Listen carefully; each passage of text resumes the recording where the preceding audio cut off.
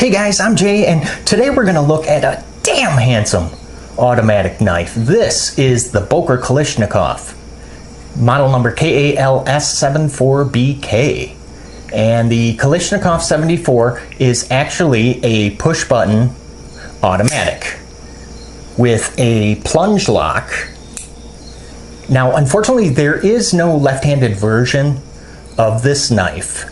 So I'm left-handed myself, so it's not really too big of a deal because all I do is just take my index finger and on the backside, still able to push the button to deploy the blade, so no problems whatsoever there. Speaking of that blade, it's about 3 1/4 inches of AUS 8 steel. Thickness comes in at about 3 millimeters. Now for the handle, I actually have 2 measurements, and I'm going to explain why. Because if you look at these 3 speed bumps, actually they appear on both sides of the handle, and if you measure the thickness from the top of the bump to the other one, it's going to come in at about 0.66 inches, which is actually kind of substantial.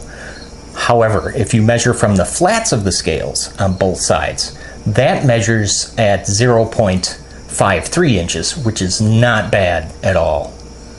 Now the handle is about 4 1/4 inches long, and the knife has a closed width of just over 1 1/4 inches at 1.27. Okay, what do you guys say we go ahead and get a weight of this pig here? 3.6 ounces. Not bad, not bad at all.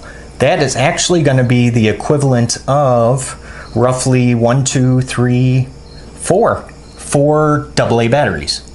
You can actually get the Kalashnikov 74 in several different flavors. I mean, any possible color that you can think of, it exists. There are also many different blade styles. You can actually get one in a dagger point. There's a Bowie, a Tonto, a Warncliffe, and of course the drop point, like I have here. There's a S30V blade steel version, and even one that comes in CTS XHP. And there's also quite a few that are only Blade HQ exclusives.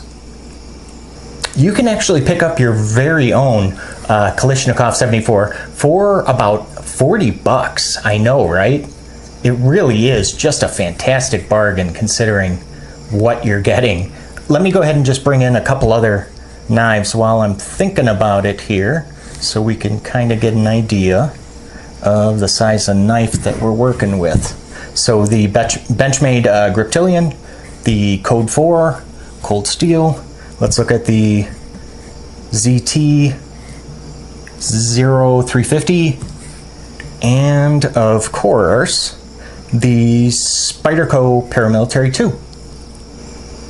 Let's quickly go ahead and run through my 7 likes and dislikes. And we're going to start out this list with, well, appearance. Now, this is actually going to be my first gripe, I know. And I'm going to show you why. This blade looks pretty delicate. I mean, I know that this is more of a kind of a gentleman's folder. This isn't really going to be able to handle some heavy-duty tasks, but to me this blade looks kind of delicate, which is probably why if I do pick up another one of these, it would probably be in the dagger style. And also, if you take a look at the plunge grind here, you see that? So right there where the sharp stops, yeah, that doesn't look too good. That bothers me a little bit. And so does the clip. Now, I do like the clip function because it is, as you can see, a deep carry. However, if you turn it this way, look at that. I don't know, just the bumps kind of bother me, and it just seems like the clip there's a good distance there that it's away from the scale. And also the last gripe regarding appearance is going to be why in the hell I don't understand why this lettering is kind of like smack dab in the middle. I mean, why not move that up a little bit? So I know it's a minor gripe, but still, it bothers me, and I just want you guys to be aware. Second is going to be the ergos, which actually I really do like. Very comfortable. I mean, with those notches removed for your fingers, that really does make a very comfortable grip. Now, the balance is actually not too good. Let me see if I can even balance it. Nope. Well, maybe if I do it right about here. If I move it down, yeah. If I let it go, it's going to fall. So it is very much so handle heavy. But there is not too much jimping on this guy, which is nice to see, actually. Because a lot of times this is actually labeled as kind of like a tactical kind of knife, which I mean, I guess so for self-defense, sure. I mean, this would be perfect. Tactical, I don't know. There's really, I would not rely on this for some like hard use kind of tasks. But I do like the fact that they did not use too much. They didn't go crazy with the jimping here on the blade. It's actually just on the top of the handle and down towards the butt, and just a little bit that runs on the blade spine itself. So the ergos, yes, I really do like them. Good grip. The materials, well, there's not much to be said about this category. I mean, it's aluminum scales, which typically most automatic knives will have aluminum scales, and AUS-8 blade steel, which is fine. I mean, no problems there. AUS-8 isn't my favorite blade steel, but it's also not, I don't hate it. So, whatever. It's fine. AUS-8, for my purposes, and maybe for most of you, AUS-8 will probably be more than sufficient. The action. This is one of the most attractive aspects of the Kalashnikov 74 is the action is friggin' lightning fast.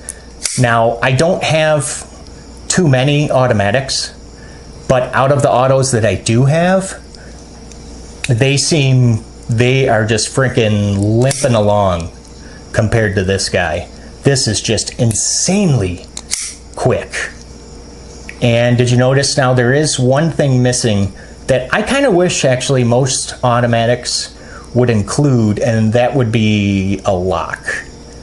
It's just me, I mean, you know, it's probably just the old man in me, but it just makes me a little nervous carrying it without any automatic that does not have a lock on it. So I would like to see a lock, but I'm not gonna, you know, subtract any points because of that, but I just want you to be aware that there is no lock. But the action is awesome. Insanely quick. Next on the list is going to be the pocket presence, so how this kind of rides in your pocket. And as I touched on earlier, it's a deep carry pocket clip, actually 2-position. So it's going to be tip up only, but it's going to be for righties or for lefties, which is really nice. The handle, like we talked about, if you're measuring from those speed bumps across, that's going to be kind of thick in the pocket. But if you measure it from the flats, it's not too bad at all. So the pocket presence, I'm going to go ahead and give a like. The weight, 3.6 ounces is fantastic. I mean, it's a smaller knife, so obviously it should weigh less. But this thing, when I do carry it, I forget that it's actually in my pocket sometimes because of that light weight. And finally, we're going to look at is the price. 40 bucks. This is just one of those knives. You know how there's like a couple knives out there in the knife world that are just crazy, insanely good deals. And what I mean by that is, you know, the amount of money that a knife will cost you and what you're actually getting in return. And for this one, you're getting quite a bit in return, 40 bucks. and you're getting one of the fastest deploying automatics on the face of this earth. So yes, so to summarize, what did we say? Appearance was a dislike, ergos was a like, materials like, action like, pocket presence like, weight like, and price like. So what's that going to be? 6 to 1? Yes, that is a very solid recommend from me. I really just love this knife. Just keep in mind that the Kalashnikov 74 is not a hard use knife whatsoever. I mean, as long as you can accept this knife for the role that it fits best in, and that would be more of like a gentleman's carry. Also, this could also be good self-defense. I mean, if you're looking for a hard use knife that with blade steel that you rarely ever have to sharpen, this is not going to be it. You're going to want to look elsewhere. But as long as you can accept it for what it is a fantastic buy. Now, if this video about the Boker Kalashnikov 74 answered most of your questions about it, then why not go ahead and leave a like. Now, don't go anywhere because I'm going to display the full specs for you guys here in just a second. And I want to thank you guys for watching, for stopping by, for letting me talk knives with you guys. I really do enjoy it. And I will see you guys at the next video. You guys take care, okay?